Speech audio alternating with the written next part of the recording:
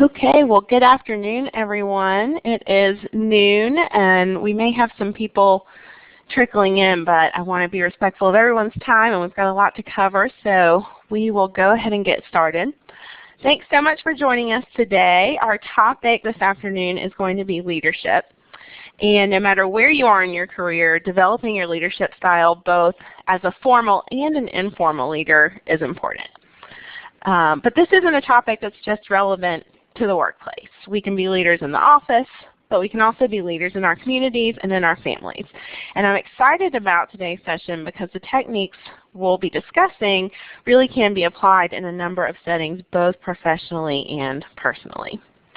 I'm also excited to be joined today by Sarah Levitt, who is a 91 alumna of NC State and a well-respected life and business coach in the Triangle. Sarah is a coach and a speaker who uses the best tools and techniques available to create positive change in individuals and organizations. She emphasizes strategic thinking, inspiration, and practical application, and combines information and motivation to help clients cultivate possibility and create more satisfying professional and personal lives. Before we begin, I want to go over a couple of housekeeping items. We'll be taking questions periodically throughout the sessions. We've got a nice small group, so we're hoping this will be interactive. If you have questions while we're going through the content, if you have a headset with a microphone or speakers on your computer, you can raise your hand and we can actually call on you to ask your question live.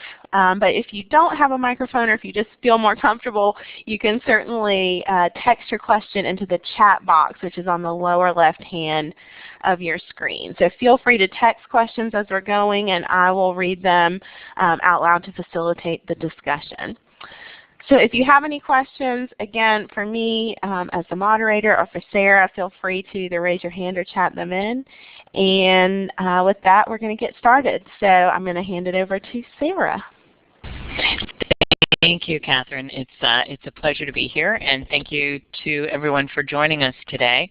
A couple of things before we dive in, and we're definitely talking about leadership. So before we dive in, I'm going to be mentioning multiple different resources and reference material.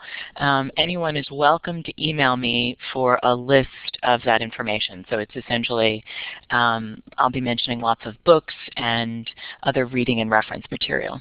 So feel free to do that. Excuse me. And also, as Catherine's already said, I really view this as a collaborative process.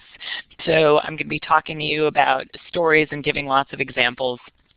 And I really welcome your stories and questions. So to use Catherine's words, let's make this interactive. Feel free to jump in with any questions that you might have.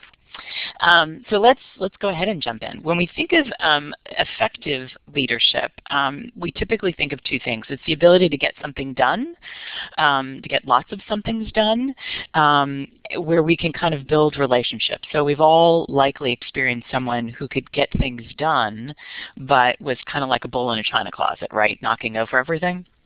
So effectiveness is really about getting those things done while really building relationships. And when we look at the skill set that makes effective leaders, there are three skill sets. And I use the word skill particularly because oftentimes leaders, when I'm coaching people or speaking to audiences, there's a misunderstanding that leadership is something that we're kind of born into.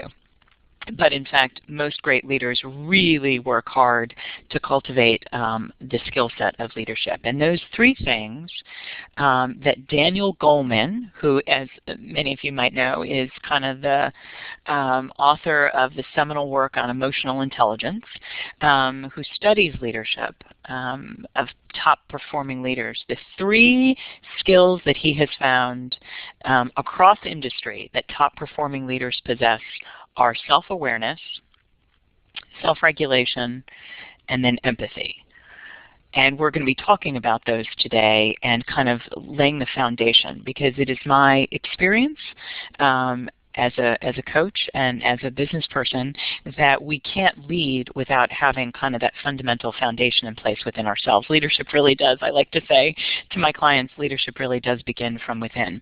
So self-awareness is, what we think of as being in the moment, able to be aware and observe our thoughts and feelings. Self-regulation is the ability to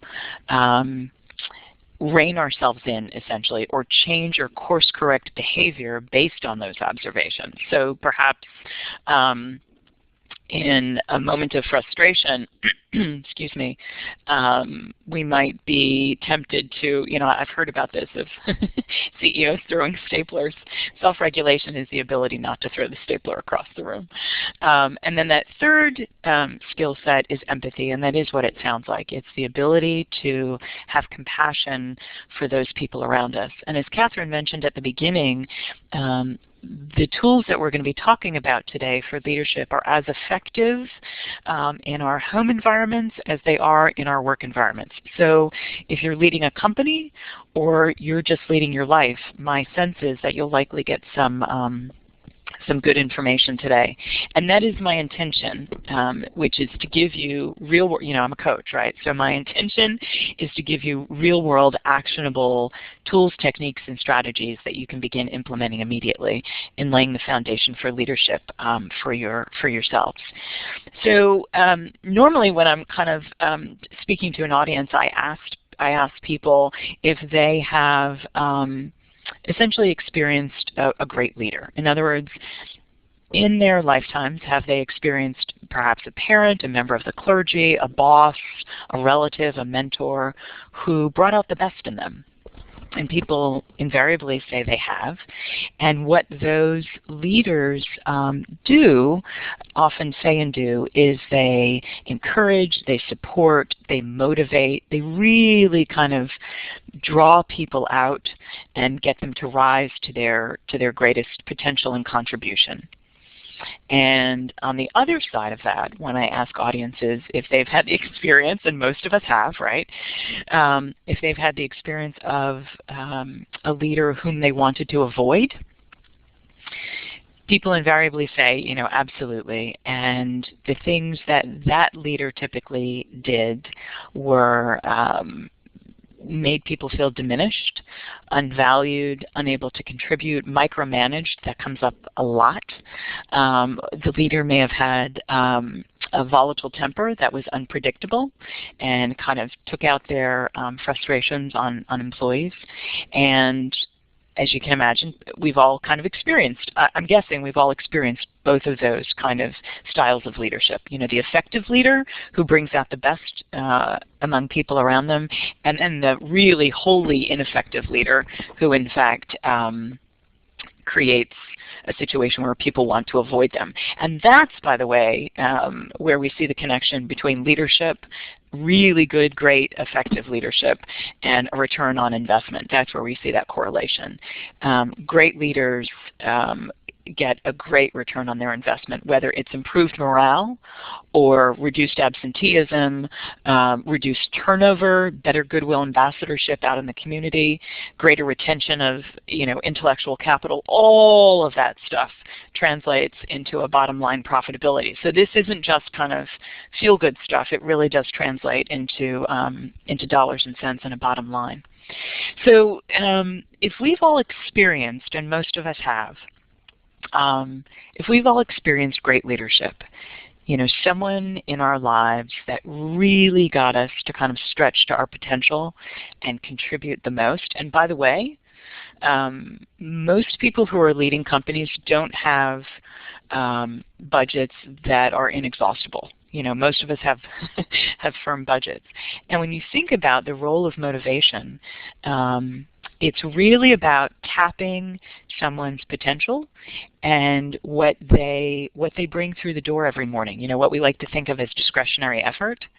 That's again where we see a terrific return on investment among motivated employees. They're giving it their all. They're more collaborative, etc.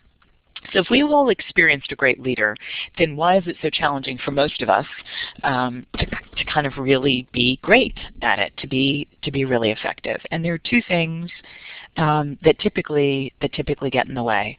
One is that most leaders are under extreme pressure, what I call kind of the vice grip of leadership and responsibility. And this goes, by the way, for someone who's leading a company or frankly just leading their lives. You know, what I hear over and over and over again is that people are time crunched.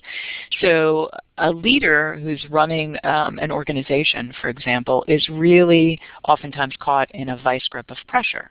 There are a lot of moving parts in addition to employees, right? There are budgets, there are financials, there are clients, there might be a board of directors to report to. There are all kinds of things. There's profitability, and employees are kind of one slice of that pie. So there's that pressure cooker. And that can often get in the way of self-awareness and self-regulation and empathy and being really effective. And the other thing excuse me, that gets in the way is what Richard Boyazzi, who wrote Resonant Leadership, again, it's on the reference material list if you'd like to ask me for it, if you'd like a copy. He refers to as the cycle of self-sacrifice. So he's out of Case Western, and he too studies leadership. And he found that leaders pretty consistently and easily fall into what he calls the cycle of self-sacrifice as opposed to the cycle of renewal. So I'm going to talk a little bit about that in terms of how we can establish a foundation for ourselves when we are effective leaders. And the easiest way for me to kind of talk about this, one of my favorite ways, is what I call the bank account. And so if I were kind of talking to an audience, I would literally draw a little bank account on a whiteboard or a sticky. Each of us has, if we think of our kind of personal reserves, our personal, emotional, and intellectual reserves, each of us has that as a bank account. And if we think about our reserves as an account, Boyazzi says that each of us baseline, never mind a leader who's under extreme pressure, baseline we experience 8 to 12 what he calls negative stress events a day. And the first one he refers to is just waking up in the morning. So he says when the alarm clock goes off, there is we're kind of thrust into fight or flight. So those 8 to 12 negative stress events a day really draw down on our reserves, and they throw us into fight or flight. And most of us have kind of thought about that, right? It's left over from our genetic heritage when we had to take up arms against lions, for example, and predators. And that response, that mechanism, that reactive brain state really doesn't serve us well in modern living, but we still very much kind of carry it with us. So when we experience a negative stress event, whether that's at home, we might have an argument with our spouse, it might be at work, we experience a negative stress event, we're thrown into fight or flight, and a few things happen. One is we're thinking about, where's the nearest exit? Where can I run? Another is we might be thinking, I need to kind of fight back. Or the third response is freeze, which is where we just think we kind of need to hold still and crouch in the bushes. But if you think of each of us as having a personal bank account, and each of us baseline experiencing 8 to 12 negative stress events a day, those are drawdowns on our personal reserves. And so when I'm speaking to audiences or coaching clients, I ask people, so what happens if we are not making deposits into that bank account? And as you can imagine, people say things like, well, the bank account becomes overdrawn or it's bankrupt. And that's exactly what happens, right? That's the point of stress at which we get to and we say, wow, I've got to quit my job, or I've got to go lie on a beach in Mexico for 3 weeks, or I just kind of can't do this anymore. So when we think about replenishing the bank account, I often ask audiences what fuels them, literally what fuels and sustains and nourishes and gives them peace. And I get all kinds of great answers. I'm going to share some of them with you now. Spending time with friends and family. And by the way, our interactions with people kind of typically fall into two categories.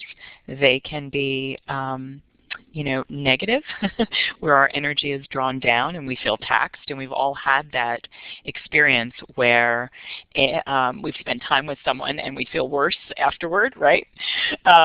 Or that time with someone is kind of a positive exchange and we are uplifted and we're fueled. So think about, again, kind of conscious self-awareness, who you're spending time with and who fuels and nourishes you. We're going to talk a little bit more about this in a little bit.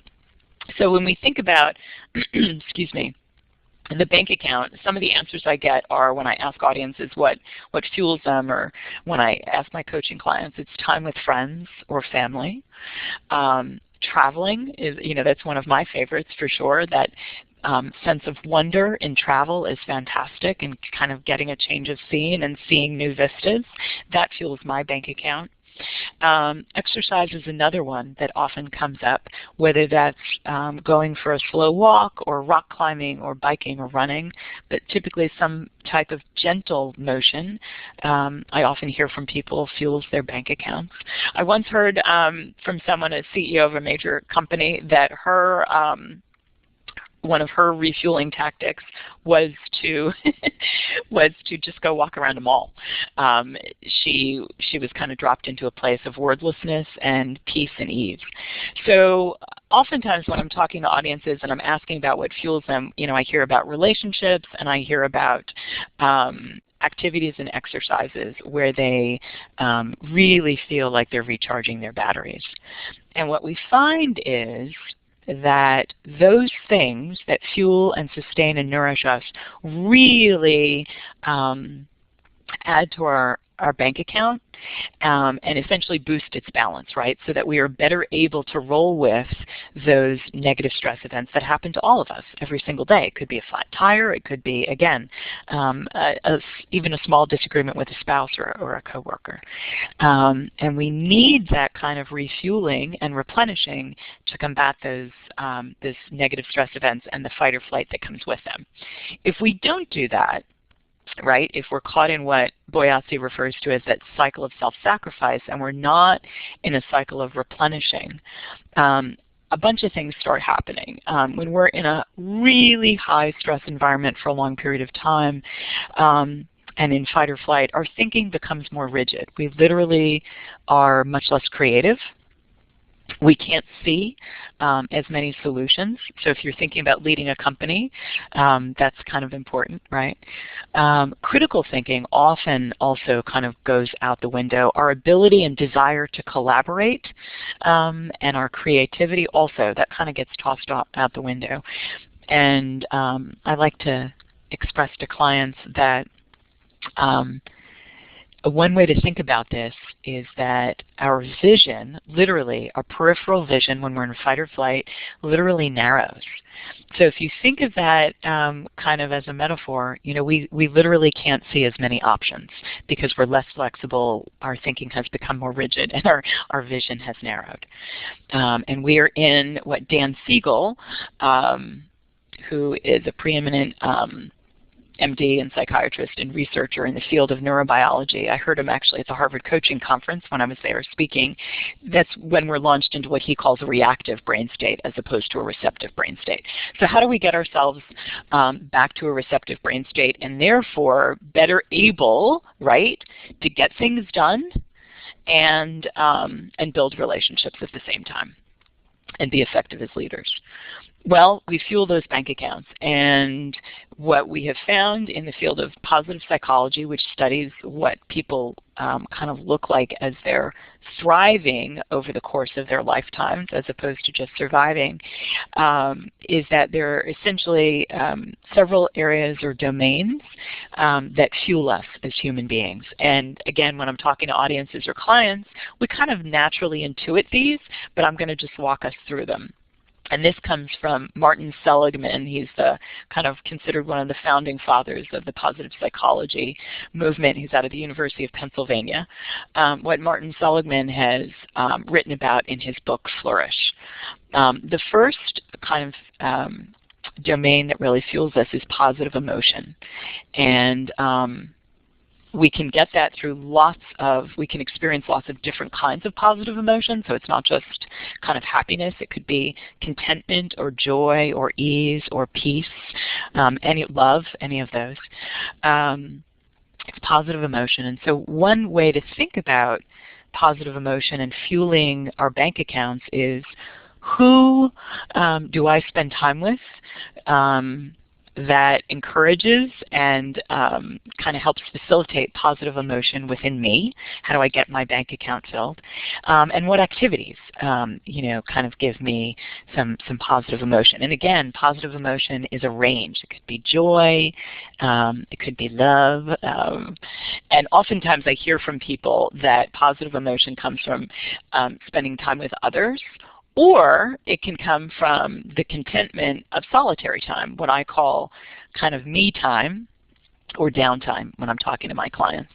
And that's the second domain that Seligman has kind of isolated as contributing to our well-being and filling our buckets, our bank accounts, and that's engagement within. And that is me time or downtime. So I just had a client say to me that going out for a really long bike ride is his time to just engage with himself. He's not thinking about anything else. He's not thinking about work pressures or family pressures. He's just out there. He's got the wind in his face. And his brain is kind of turned off.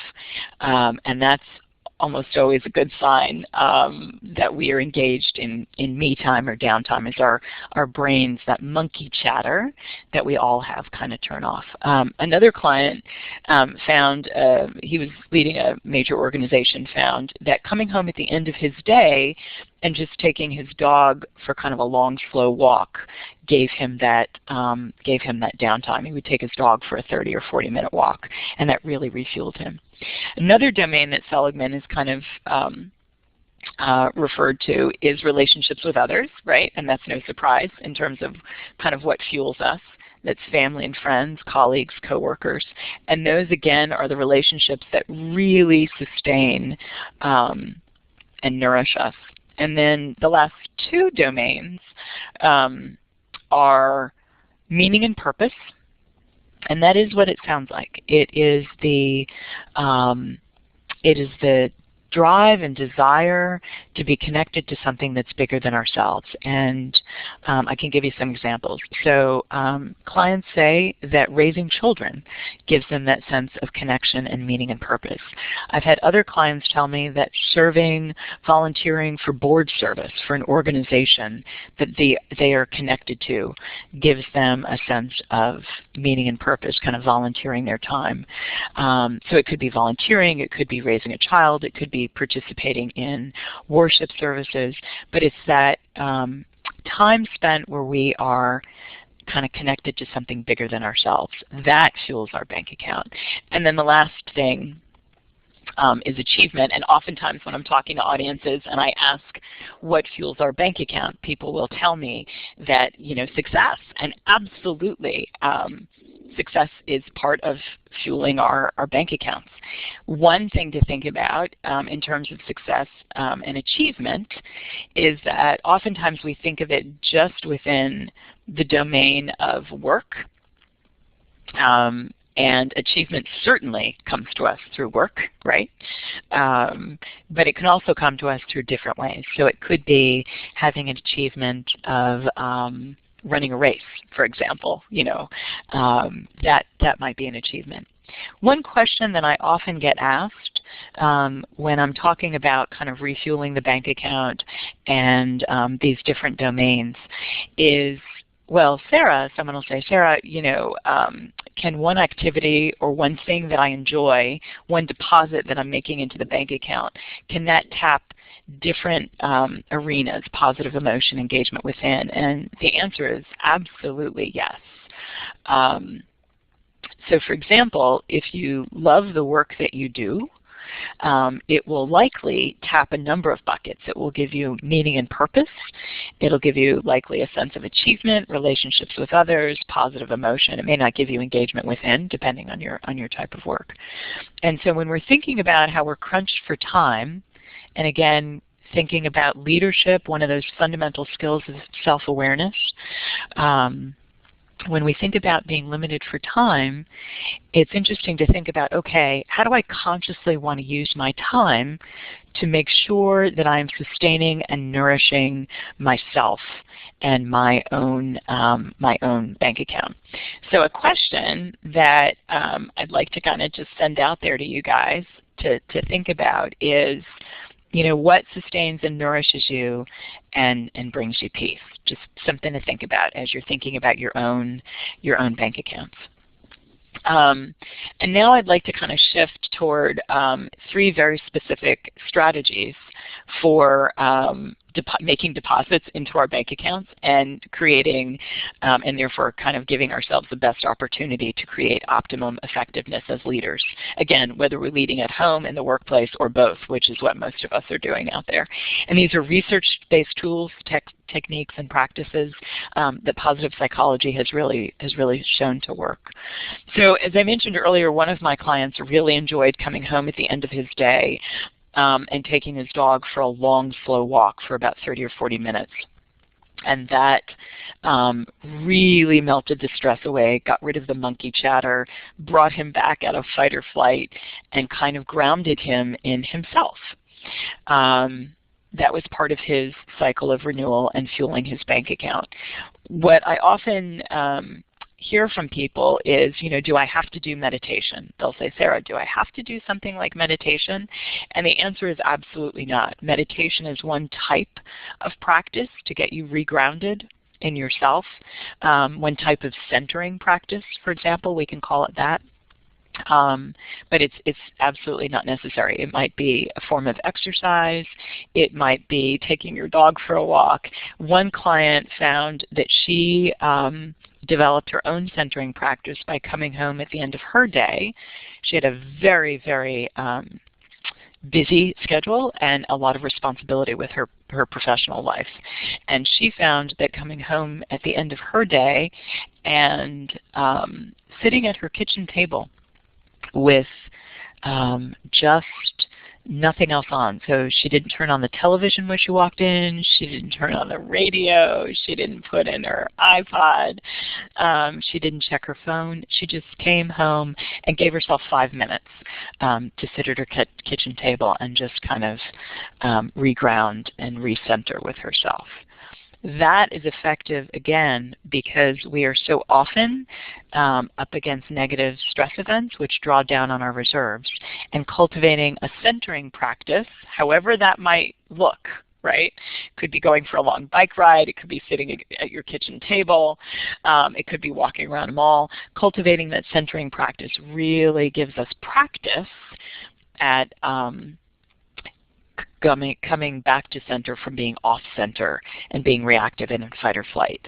And this is what we know about practice. I like to tell my clients that we get good at what we practice. And so the more often we practice kind of self-awareness in the moment and self-regulation, kind of bringing ourselves back from fight or flight, the better we get at it, and then we can actually be more effective and change our behaviors. So that's the first practice. And by the way, if you go to my website, there is a TED Talk that I have posted there. In fact, the title I think that I have, it's under my blog. The title on it is called Brain Training, and there's a really funny talk by a guy named Sean Achor who spent 10 years at Harvard. He's a positive psychologist, and he talks about the research behind the tools and techniques that I'm sharing with you. The second thing that I'd like to mention is what I call cultivating our thinking. And the first part of that is really kind of looking observing and looking for the good stuff that happens. So what we know is that our brains are kind of trained because of our genetic heritage. Again, going back to looking for lions coming after us. Our brains are kind of trained to scan the horizon for the bad stuff that's coming. And if you're in a position, for example, if you're an attorney, excuse me, your job, right, all day is to kind of look for the bad stuff and look for what can go wrong. So if you're in a position, a professional position, where you're really having to practice that, you'll have to kind of work, be extra diligent about observing and looking for the good. And it's what positive psychologists refer to actually as hunting the good. And this comes from a book called Buddha's Brain. It's written by a neuropsychologist called, his name is Rick Hansen. And again, I'm happy to give a resource and reference list. And by the way, guys, if we're about kind of halfway through here, I want to make sure I have time for questions. So please feel free to jump in. And Catherine, if you're kind of still listening in, my screen has kind of gone out in the room here. So I can't actually see what's going on in terms of questions or anything else. So I just want to give you a heads up on that. Thank you. So you are good. We don't have any questions yet, but hoping people will chime in at any point. So we're still live here. I think it's probably because the mouse wasn't moving on your side. Okay. Yeah, no, I tried wiggling the mouse, but all good. As long as you guys can hear me, and just, so feel free to jump in with with questions or things that you just want to share from your own life too. Thank you. So this second kind of tool or technique is what we think of as kind of cultivating our thinking, and really beginning to observe what we think, kind of listening for what we think and how we think, and then kind of challenging it a little bit and hunting the good. So the example I always give is, it's not unusual. Many of us have had this happen, where we might go out in the morning. We're due for a big meeting at work. We go out in the morning. We notice we have a flat tire. And we kind of immediately go into fight or flight. We go into panic because we're going to be late for the meeting, and our brain goes into overdrive, scanning for all the negative stuff that's about to happen. And so from that flat tire, tell me if this sounds familiar, it might be, I'm going to be late for work. And if I'm late for work, this is a really big meeting. I'm going to be embarrassed, and I'm going to be more than embarrassed. I'm going to be mortified, and in fact, I might even get fired because I'm going to be late for this big meeting. And if I get fired and lose my job, I might never be able to work again. And if that's the case, I might wind up divorced and kicked out of my own house. People often laugh when I give this example, but that's a really good way. It's a great example about how we kind of think and string negative thoughts together just from one specific tire, right? We tend to do this all the time. So to be able to observe our thinking and kind of hear what we're thinking and challenge it, like, is that really true that if I'm late for work, I'm going to get fired? Is that really true? And then do the opposite, which is instead of scanning the horizon for the negative, to actually scan for the good stuff. And again, it's called hunting the good. And there's actually a way to do it. So there's kind of a little tool or technique. The trick is to notice it, to look for it. It's the two ends, kind of noticing and then naming it. Like, wow, I had a lovely time with that old friend yesterday at lunch that I caught up with. It was really great. Really notice it, name it, and that noticing and naming cements those two things together and really makes a deposit into our bank account. It gives us the positive emotion that we were talking about earlier, and makes a really nice deposit into our bank account and our reserves to help us weather the storms that come our way. The other thing about, and actually let me give you an example with kids and hunting the good. This is a great exercise to do around the dinner table. At the end of the day, everybody can kind of go around and name 3 good things that happened. And what role we had in creating them, and how we can get more of them. But that, again, that's a really nice practice. I had a client tell me that's exactly what she did around the dinner table with her kids, is looking for the good stuff. And she said, you know what? Sometimes it's actually hard on a really bad day to find some good stuff, but she makes a real effort to kind of keep her orientation. The second thing in terms of cultivating our thinking is, this is one of my favorites that was shared with me, and I use it all the time in my own life as I do these other tools and techniques, and that is when you hear yourself beginning a sentence with "I can't," to finish that same sentence with the word "yet," Y-E-T. So, you know, I can't go back to graduate school yet, or I can't change jobs, or whatever the I can't, whatever the impossible seems. You know, I can't run a quarter mile. If we finish that sentence with "yet," we often find that it shifts our perspective to possibility. And from there, we take different action. So one tool and technique is to listen for the I can'ts in our lives and finish the sentence with "yet." And then the third technique for cultivating our thinking is to really listen for, and by the way, when I'm talking about kind of listening for and hearing and observing our thinking, that all goes toward leadership effectiveness and self-awareness. And the more we practice kind of listening to what we're telling ourselves, whether that's about a spouse or a colleague or a situation, the better job we can do asking ourselves if what we're telling ourselves is really true, and if there's a different way to look at it, and perhaps be more creative about communicating and solving the problem. So it really kind of begins with us. And we get good at what we practice. So in terms of cultivating our thinking, the third suggestion for a tool and technique is to really listen for catastrophizing. And again, by listening, I mean hearing what we're telling ourselves, and a time alone and engaging with ourselves, like taking the dog for a long, slow walk, or sitting at the kitchen table, or journaling, which is another practice and technique that I encourage for my clients, really can kind of, and I practice myself, can give us a bird's eye window into how we think and what we think. So listening for catastrophizing. So this is Martin Seligman again, studying in positive psychology how we think.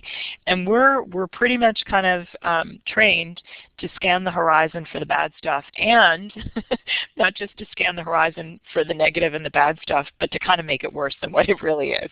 That's catastrophizing. And so listening for that, I'm going to give you an example, listening for that can really change our orientation and how we relate to others. So for example, Rick Hansen in his book Buddha's Brain refers to this as the second dart. So the flat tire example that I gave a few minutes ago, that's the negative event, right? That's the thing that happens that is no fun, and nobody's going to say it's any fun. When any time there is loss, whether that's, you know, a tire or something more significant than that, there's going to be a whole host of feelings associated with it, like grief and all kinds of stuff. When there's loss, there's pain.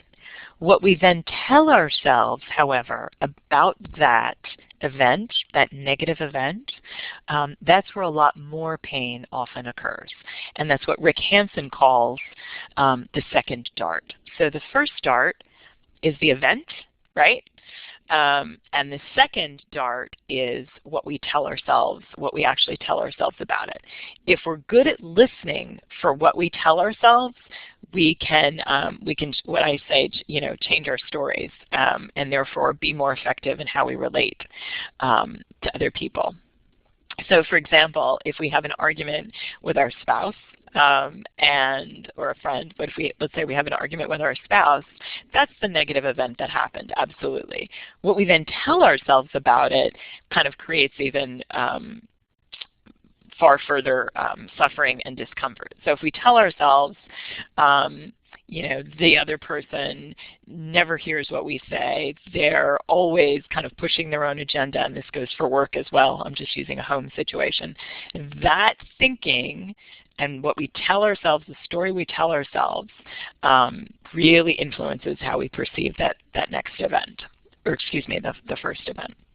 So under cultivating our thinking is observing, really listening for and observing what we think, and making a concerted effort to, excuse me, to what Rick Hansen calls and other positive psychologists refer to as hunting the good, and that's noticing and naming. So that's the first strategy.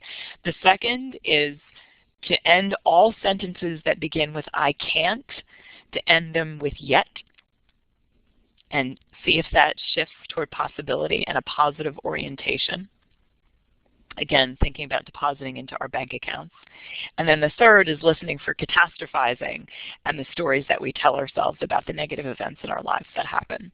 So I'm going to give you guys an exercise that I usually do with audiences, but this will be kind of homework for you. Or by all means, you're welcome to jump in. I love these stories. You're welcome to jump in with examples, but I'm going to give you this exercise to do. It's something I call looking through the lens of opportunity. So if you think about a negative event that happened in your life, it could have been a day, it could have been a period of time, I want you to think about that. And I want you to think about, I'm going to make a link here for you, I want you to think about your favorite thing.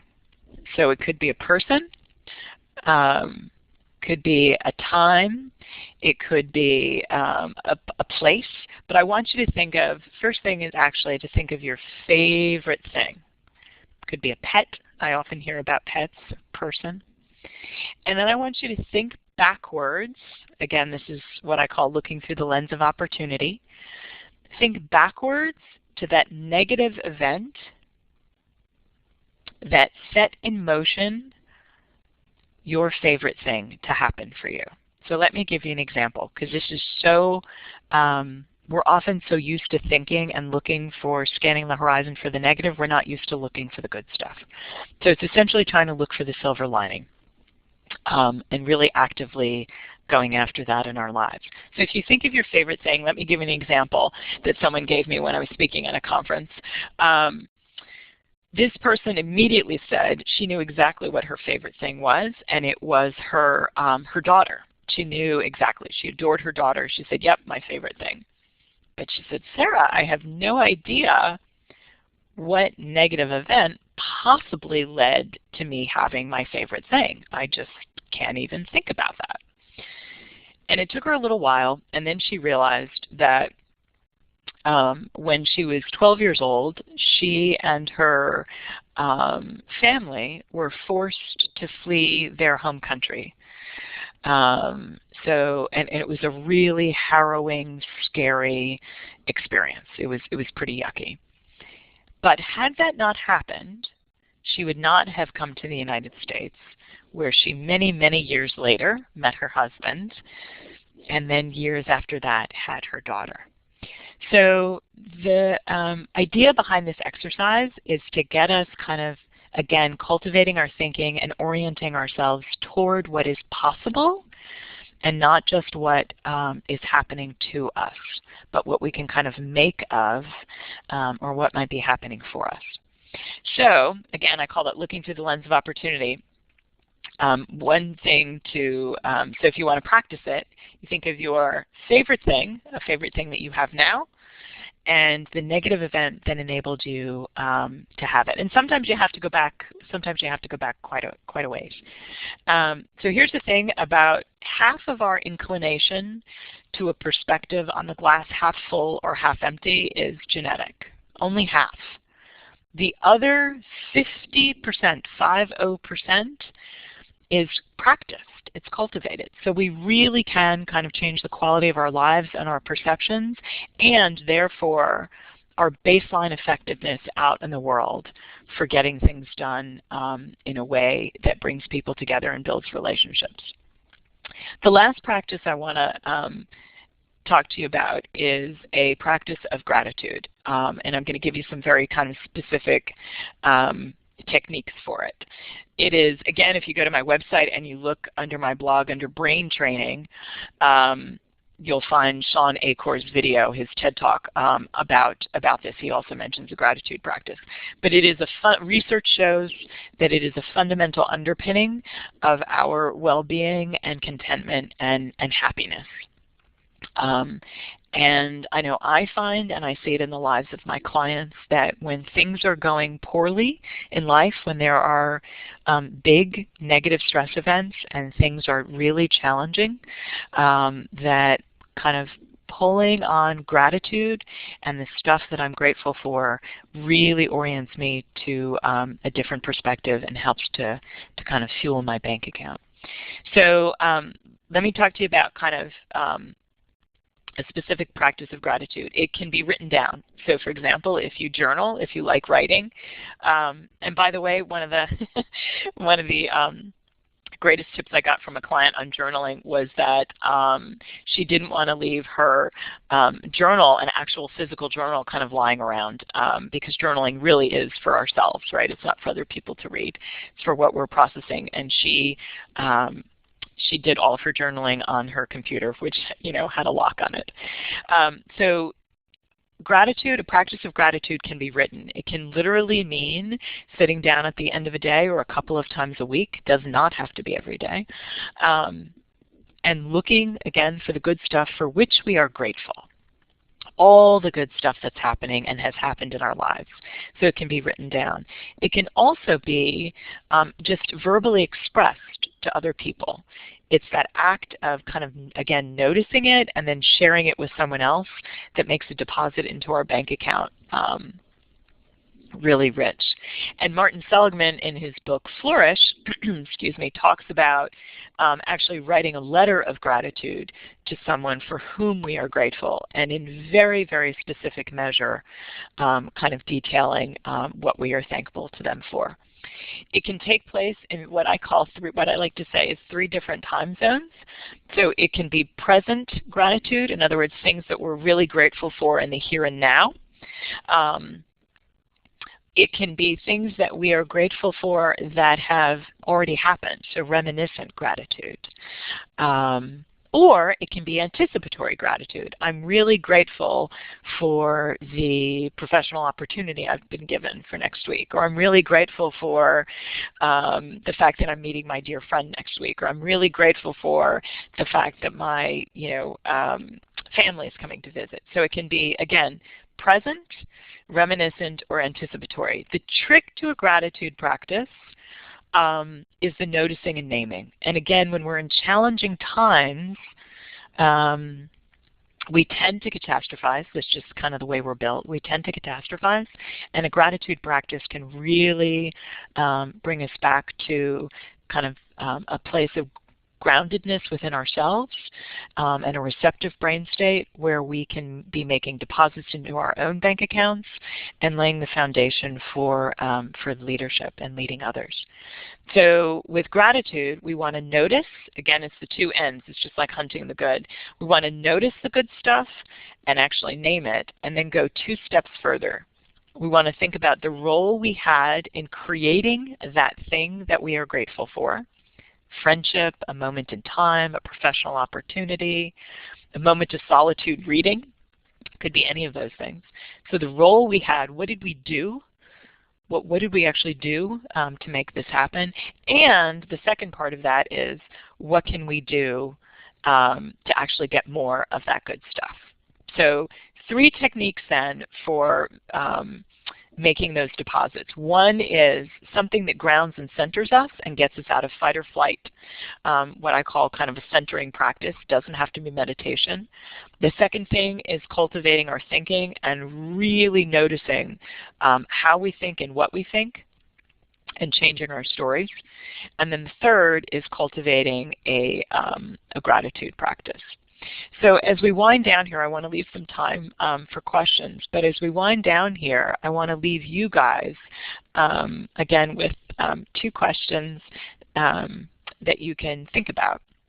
And by the way, when I was presenting at the Bar Association last year at their annual meeting, and I was talking about a gratitude practice, a member in the audience said that Bill Friday, who had spoken at the bar, said that he carried a list of the things he was grateful for in his shirt pocket. And I thought that was a beautiful example of someone who had taken a gratitude practice and really adopted it to fit their lives.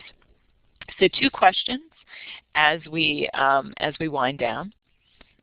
One of them, the first one, is designed to get you to think about what fuels you. So oftentimes leaders have been in a vice grip of high stress and the cycle of self-sacrifice for so long that we don't even know what fuels our bank accounts. We don't know how to even begin making deposits. And so this next question is a way to kind of begin to access that. It's also, because I coach people on transition and career transformation all the time, it's also a good question to ask yourselves if you're thinking about what it is you might want to do in the next phase of a career. So the question, your homework is, what did you do as a kid that made you lose all track of time? So what were you doing as a kid where your mom or dad was kind of ringing the dinner bell, so to speak, calling you in, and you just couldn't tear yourself away? Oftentimes there are clues there, again, for the clues in that answer for your future career, but also for what fuels you now as an adult. And I get all kinds of wonderful answers there when I do this exercise with audiences. And then the second question I'd like to leave you with today is really about how we think. Again, this goes back to cultivating our thinking and orienting ourselves toward the good and the positive. Because oftentimes, when we're under duress and in very challenging circumstances, it can be hard to see the good. So this is a question to kind of orient all of us toward what is possible and the good stuff. And that is, if you saw yourself as the hero of your journey, and you can practice this if you're writing it all in a journal, but you can also just think it too. If you saw yourself as the hero of your journey, what story would you write? In other words, what story would you tell if you saw yourself as the hero? So we've got just a little bit of time left as we wind down. I'm happy to take any questions. I'd love to hear your stories. If you've thought about your favorite thing and the negative event that kind of allowed you to have your favorite thing, that enabled you to have your favorite thing, I'd love to hear about that too. And I'm always available by email for questions. Well, Sarah, thank you so much for giving us your time and sharing your expertise for the last hour. And I would love to hear stories if people are interested. Again, there's in the participants window, you can see a little hand there. If you wanted to chat live, you can certainly just raise your hand or type a question in. But Sarah's email is at the bottom of the screen here, and I'm sure she'd be happy to talk with any of you offline as well. I know sometimes it can be intimidating in this type of setting. So we'll give it a couple minutes. But Sarah, thank you again. My pleasure. And everyone, we will email a link to this recording to everyone who participated. So Emily says thank you, Sarah. Thank you. Yeah, sorry, I can't see the screen, but thank you. Yeah, thank you. I've enjoyed it. And again, I'm happy to send out a list of reference material to anyone who wants it. You're welcome to just email me, hit me up back channel. I'm happy to send that out to you. Okay, it looks like we've got some folks who may be writing in, so we'll give it a couple minutes here. And Catherine, can you read me the question because I can't see it? Yes. Thank you. And Sarah, while we're waiting, well, it looks like Doug said great presentation, especially like the bank account analogy. Thank you so much. Thank you, Doug. That's one that you're not alone there in liking that. People really, I think, get something from it, because we often don't think about kind of ourselves as having limited reserves, right? And so when we're being drawn down upon, as we all are every day, it gives us a way to kind of think about refueling. So yeah, yay.